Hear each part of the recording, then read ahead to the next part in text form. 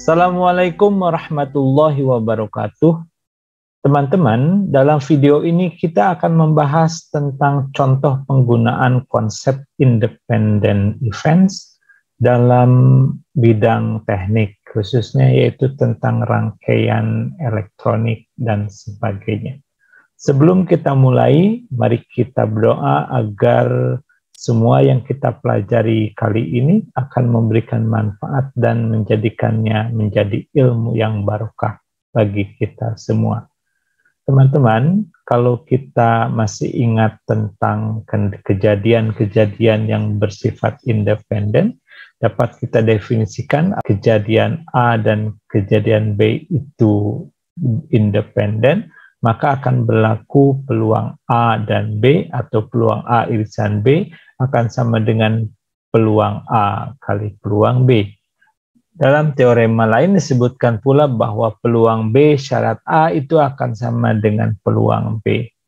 Teman-teman, kalau di dalam teknik ataupun ketika kita membuat rangkaian dan kita akan melihat reliabilitas komponen dalam sistem yang kita bentuk, pada dasarnya akan ada dua jenis rangkaian yang dapat kita buat, yaitu seri atau paralel.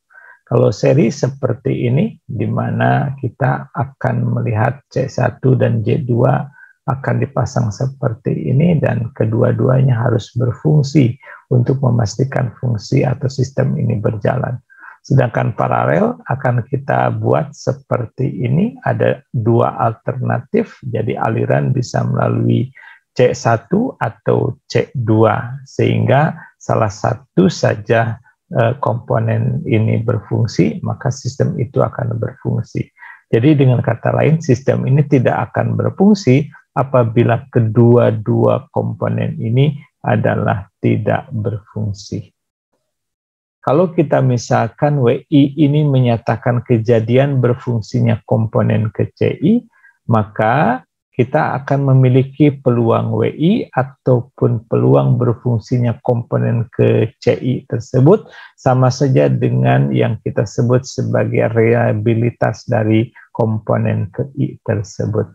Untuk sistem yang bersifat seri, maka untuk sistem yang kita pasang secara seri, maka reliabilitas sistemnya dapat kita hitung dengan peluang W1 dan W2 kalau kita memiliki dua komponen seperti ini.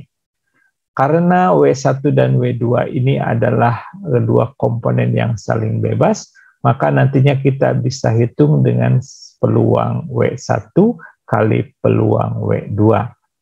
Untuk sistem yang kita bentuk secara paralel, maka kita akan bisa kita hitung reliabilitasnya dengan perumusan peluang W1 atau W2.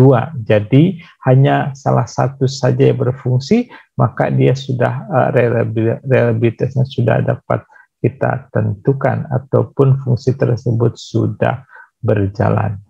Dengan kata lain, maka ini kita rubah menjadi 1 dikurangi peluang rusaknya sistem atau komponen 1 dan komponen 2. Atau kita bisa buat karena komponen 1 dan komponen 2 merupakan kejadian yang saling bebas, maka dapat kita rumuskan menjadi 1 dikurangi peluang F1 kali peluang F2. Apa itu F1 dan F2? F1 merupakan komplement dari W1. F2 komplement dari W2. Ingat tadi bahwa W1 itu adalah kejadian di mana komponen ke-1 itu berfungsi. Jadi kalau F1 artinya bahwa komponen ke-1 tersebut tidak berfungsi. Ingat sekali lagi bahwa untuk kasus ataupun untuk sistem seperti ini, kita akan asumsikan bahwa berfungsinya satu komponen dengan komponen lain itu akan saling bebas. Teman-teman, sebagai contoh, mari kita lihat seseorang mempunyai dua buah komponen yang dapat dipasang secara seri maupun paralel. Jika reliabilitas komponen pertama adalah 0,95 dan komponen kedua adalah 0,9, maka hitunglah reliabilitas sistem yang dimiliki yang akan dipasang secara seri dan paralel tersebut.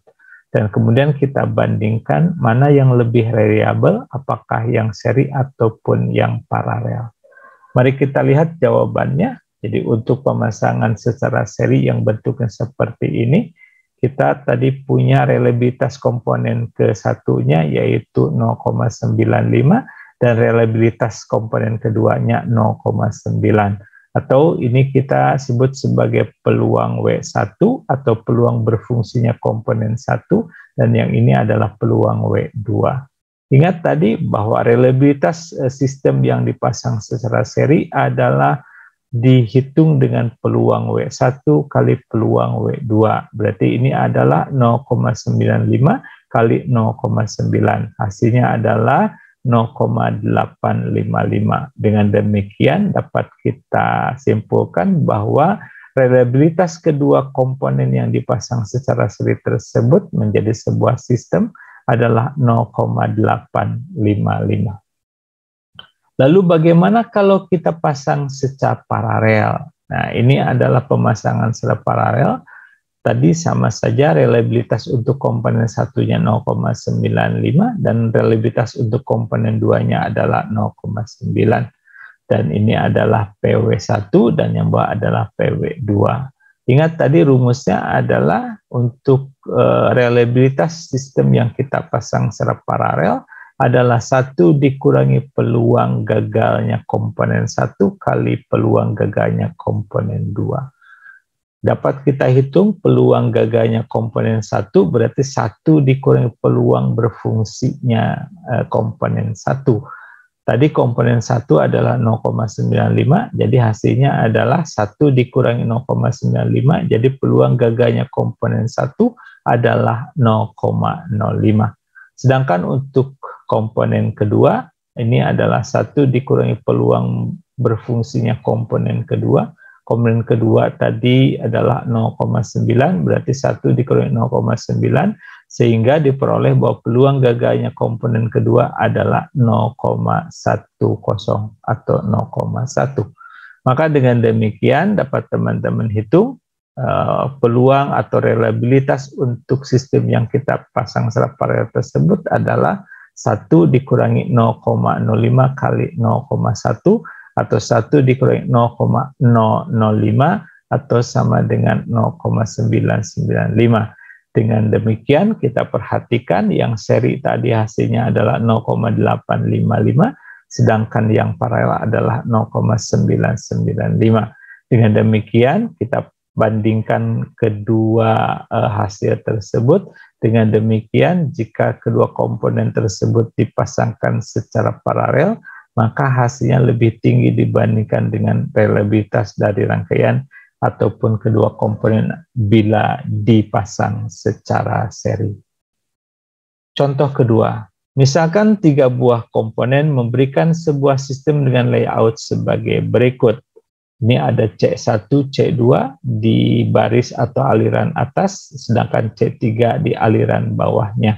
Jika diketahui RC1-nya 0,78, RC2-nya adalah 0,85 dan RC3-nya adalah 0,95. Berapakah tingkat reliabilitas sistem tersebut? Perhatikan teman-teman, untuk menjawab sistem ini atau untuk menjawab reliabilitas dari sistem ini dapat kita lihat bahwa kunci penyelesaiannya adalah perhatikan bahwa aliran yang menghubungkan titik A dan titik B ini ada 2. Ada aliran atas, yaitu melalui komponen C1 dan C2 secara seri, dan aliran bawah melalui komponen C3, hanya 1 komponen saja. Kemudian nanti secara keseluruhan bahwa sistem ini dipasang secara paralel, yaitu melalui aliran atas atau aliran bawah.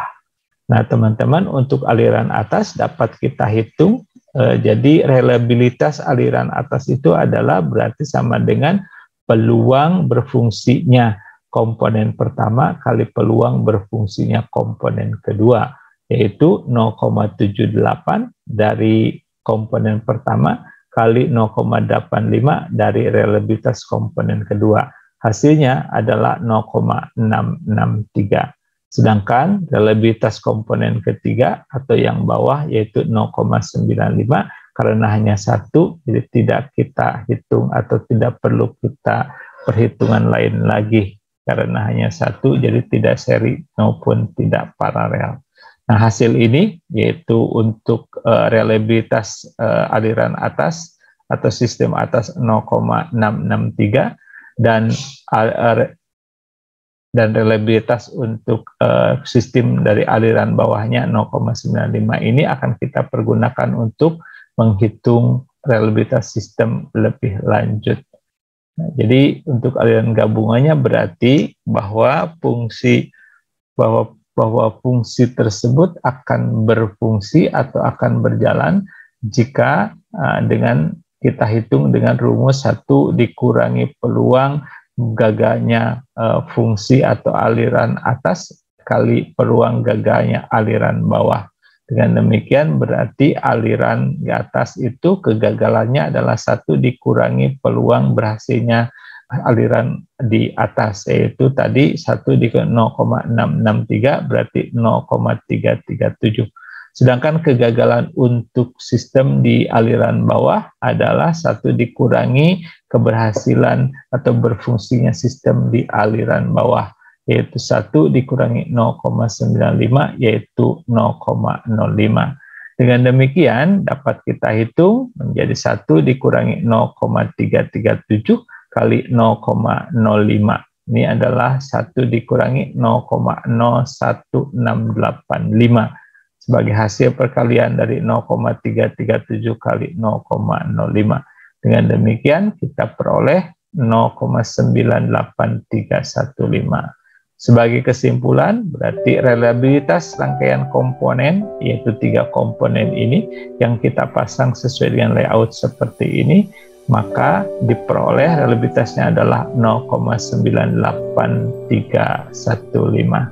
Itu contoh untuk penggunaan ataupun aplikasi dari independent event dalam perhitungan reliabilitas sistem, dan kita anggap bahwa komponen-komponen tadi itu berfungsi ataupun berjalan secara saling bebas atau independen. Demikian teman-teman, mudah-mudahan apa yang kita pelajari ini menjadi ilmu yang barokah. Apabila teman-teman merasakan ada manfaatnya, silakan untuk disebarkan kepada teman-teman yang lain. Mohon maaf kalau ada kesalahan dalam penyampaian. Terima kasih banyak. Wassalamualaikum warahmatullahi wabarakatuh.